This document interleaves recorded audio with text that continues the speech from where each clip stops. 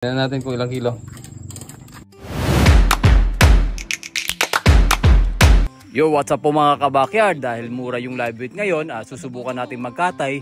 Kahit papaano naman ay hindi lang tayo mag break even, kumita pa rin tayo. Kasi sa pamamagitan ng pagkakatay, medyo patas yung kikitain natin. Unlike ngayon, sobrang baba yung ng live weight.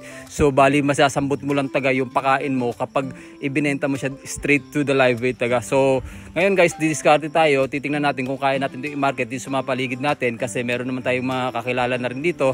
So titingnan natin. So far naman kasi ang ganda talaga ng karne ng ating baboy. Makikita nyo naman, walang kataba-taba. Ito nga po, sasampulan ko kung masarap ba taga yung sarili naming alaga.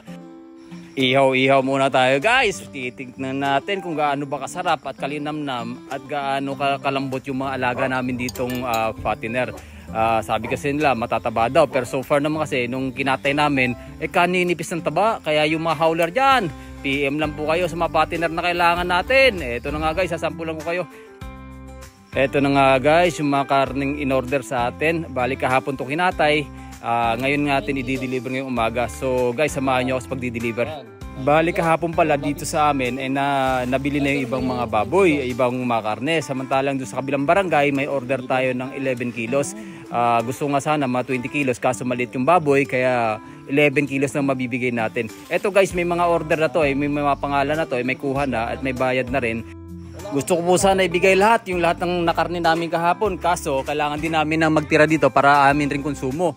Bali kahit paano may natira sa amin 5 kilo rito ay mga ilang linggo na rin namin pagkain to ng nanay ko kasi medyo malayo po kami sa wet market.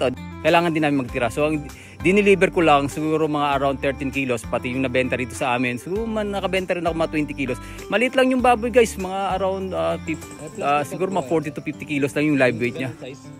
So guys, dumaan muna ako dito sa tindahan guys. Bibili po tayo ng plastic bag. So kailangan natin to para may lagayan tayo sa pag nagbebenta tayo ng karning baboy.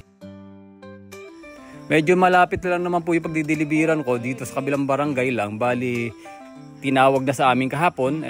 Isang bagsakan lang to guys. So far, maganda naman yung marketing natin guys sa karne. Guys, abang-abang lang. Bali, maghahanap tayo ng pwesto. Sana soon magkaroon tayo ng meat shop. Mas maganda na yun at medyo mainam yung kita kapag may sarili tayong pwesto. Thank you so much for watching guys. Please follow and share and happy farming!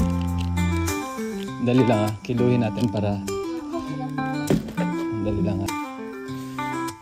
Okay.